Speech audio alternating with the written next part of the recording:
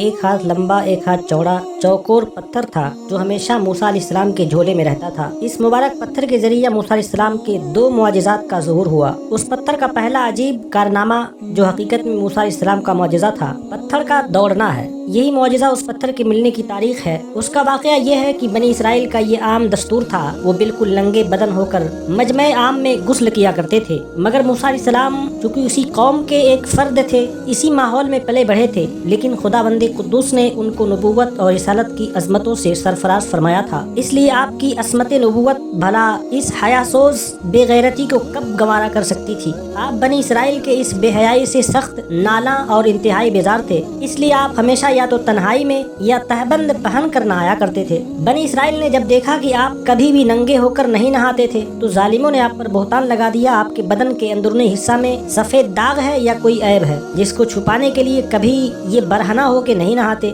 ظالموں نے اس تہمت کا اس قدر اعلان اور چرچا کیا کہ ہر کوچہ و بازار میں پروپیگنڈا پھیل گیا۔ اس مکروہ تہمت کی اثر یہ ہوا کہ موسیٰ علیہ السلام کے قلب نازک پر بڑا صدمہ ہوا اور آپ بڑی کفت اور اذیت میں پڑ گئے۔ خدا بند تعالیٰ نے اپنے کلیم کے رنج و غم کو بھلا کب گوارا فرماتا، اور وہ یوں ہوا کہ ایک دن آپ پہاڑوں کے دامنوں میں چھپے ہوئے ایک چشمہ پر نہا رہے تھے، اور یہ دیکھ کر یہاں دور دور تک کسی انسان کا نام و نشان نہیں ہے، اس لیے آپ اپنے تمام کپڑوں کو ایک پتھر پر رکھ کر بالکل برہنہ بدن ہو کر نہانے لگے۔ غسل کے بعد جب آپ لباس پہننے کے لیے پتھر کے پاس پہنچے تو کیا دیکھا کہ وہ پتھر آپ کے کپڑوں کو لیے ہوئے سرپٹ بھاگا۔ یہ دیکھ کر موسیٰ علیہ السلام بھی اس پتھر کے پیچھے پیچھے دوڑنے لگے، صوبی حضر یعنی اے پتھر میرا کپڑا، اے پتھر میرا کپڑا، مگر یہ پتھر برابر بھاگتا رہا، یہاں تک کہ شہر کی بڑی بڑی سڑکوں سے گزرتا ہوا گلی کوچوں میں پہنچ گیا، اور آپ بھی برہنہ بدن ہونے کی حالت میں برابر پتھر کو دوڑاتے چلے گئے۔ اسی طرح بنی اسرائیل کے ہر چھوٹے بڑے نے اپنی آنکھوں سے دیکھ لیا، سر سے پاؤں تک آپ کے مقدس بدن میں کہیں بھی کوئی عیب نہیں ہے۔ آپ کے جسم اقدس کا ہر حصہ حسن و جمال میں اس قدر نقطۂ کمال کو پہنچا ہوا ہے کہ عام انسانوں میں اس کی مثال تقریباً محال ہے۔ چنانچہ بنی اسرائیل کے ہر